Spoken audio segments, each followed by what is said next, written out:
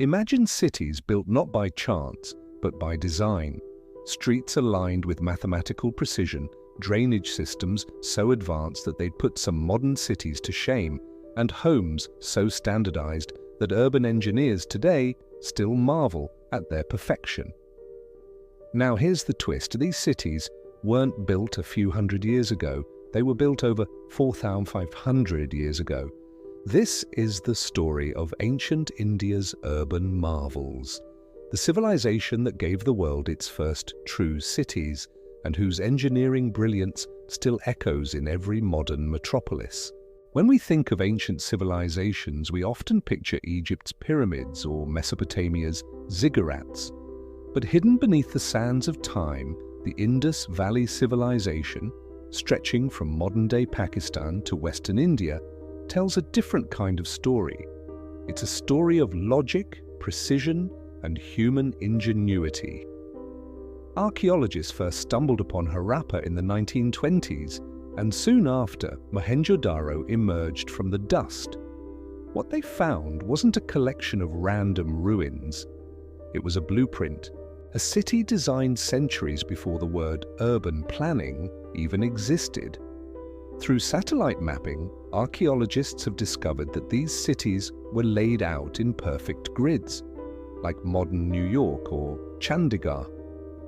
Streets intersected at right angles. Residential blocks were uniform. There was zoning, designated areas for workshops, markets, and homes. Each house, whether large or small, followed a consistent pattern, made from standardized baked bricks, uniform in size, across thousands of kilometers. That level of standardization points to something extraordinary, a centralized system of governance and planning capable of coordinating materials, labor, and construction on a massive scale. Modern cities struggle with infrastructure chaos, but 4,500 years ago, the Harappans had already solved it. They weren't just building cities, they were designing societies. Nowhere is the genius of the Indus Valley more visible than in its water management and sanitation systems, arguably the most advanced of any ancient civilization. Let's start with the masterpiece, the Great Bath of Mohenjo-Daro. A monumental structure made of meticulously sealed bricks, bitumen lining, and a sophisticated drainage system, it's considered the world's earliest public water tank. Its purpose remains debated. Was it ritualistic or communal? But one thing is clear: it reflected a society that valued hygiene, community, and shared civic spaces. But the Great Bath was only the beginning. Every single house in Mohenjo-Daro and Harappa had its own private bathroom, with access to running water through wells and drainage channels that fed into a vast underground sewage system. Think about that. An underground sewage system in 2500 BCE. The drains were covered, regularly maintained, and connected to main channels that used gravity to carry waste outside the city. It is a level of sanitary engineering that wouldn't be seen again until the Roman Empire, nearly 2,000 years later. Even the construction materials were ahead of their time. Bricks were made to a mathematical ratio, 1:4, ensuring structural stability. Wells were lined with baked bricks to prevent contamination. In short, this wasn't primitive trial and error, this was science. And perhaps the most astonishing part, the Harappans achieved all of this without kings, armies, or monumental palaces. While other civilizations showcased power through pyramids, the Indus people showcased it through planning. Their monuments were not tombs, but cities. Living, breathing, functional spaces designed for people, not rulers. Close your eyes and picture a day in Mohenjo-Daro around 2000 BCE. The streets are bustling, merchants display beads, textiles, and bronze tools in open courtyards. Children play near communal wells while potters and craftsmen work in workshops powered by trade, not tribute. There are no grand palaces towering above the people, only uniform homes and shared spaces. This wasn't a society of rulers and slaves, it was a society of citizens. Each neighborhood was equipped with public wells, ensuring access to clean water for all. There were markets, granaries, and craft centers for goods like cotton textiles, ornaments, and ceramics. Trade flourished, with Mesopotamia, Persia, and Central Asia as Harappan seals and artifacts have been found thousands of miles away. Yet, despite all this sophistication, one thing stands out.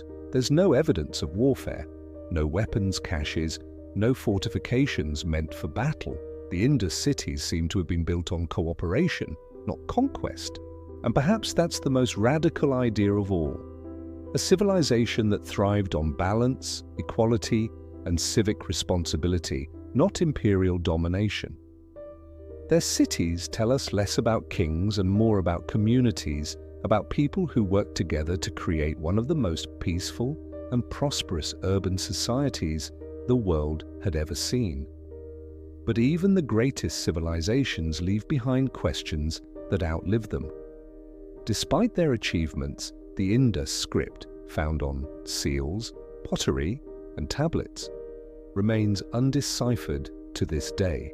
Over 4,000 symbols have been catalogued, yet no one knows what they mean. Was it a language, a code, or an accounting system? Hidden within those markings could be the story of their governance, their beliefs, and their fall. And then there's the mystery of the decline. By around 1900 BCE, the great cities of the Indus began to fade. Streets fell silent, bricks crumbled, and the once thriving trade routes vanished. Why?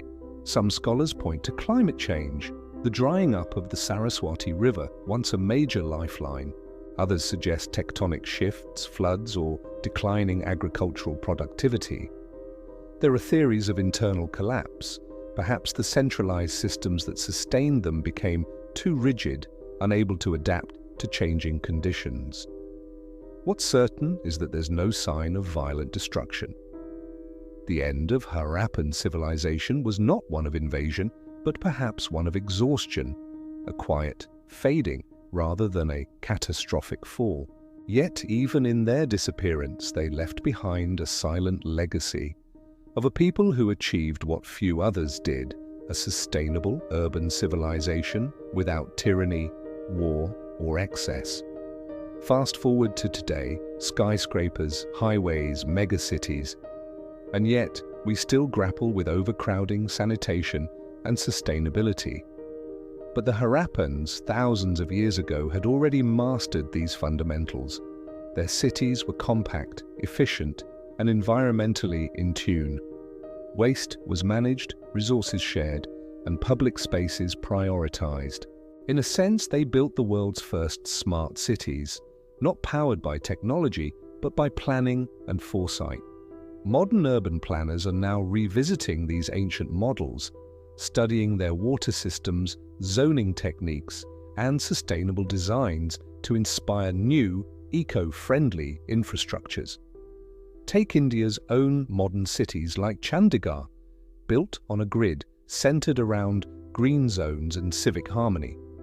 Or the Smart Cities mission, which echoes the same principle that once guided Harappa, that a city's greatness lies not in its scale, but in its balance. It reflects how a society values equality, health, and collective well-being. Their legacy challenges our assumptions that progress requires complexity, or that ancient means primitive. Because 5 millennia ago, on the banks of the Indus, our ancestors had already built cities that embodied order, sustainability, and compassion, and the true hallmarks of civilization.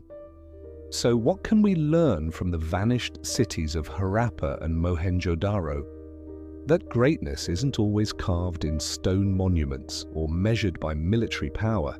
Sometimes it's in the quiet hum of a well-planned street, the gentle flow of a clean drain, the shared well at the center of a neighborhood. In a world that builds upward, the Harappans built together. And though their voices are lost, their cities still whisper of logic, of unity, and of a civilization that understood something we're still struggling to master. That a city is not just where people live, it's where humanity learns to live well. The bricks of Harappa may lie buried, but the wisdom they hold still shapes the foundations of our world. If you believe history's greatest marvels aren't just monuments of power, but blueprints of wisdom, like, share, and subscribe to Historian Baba.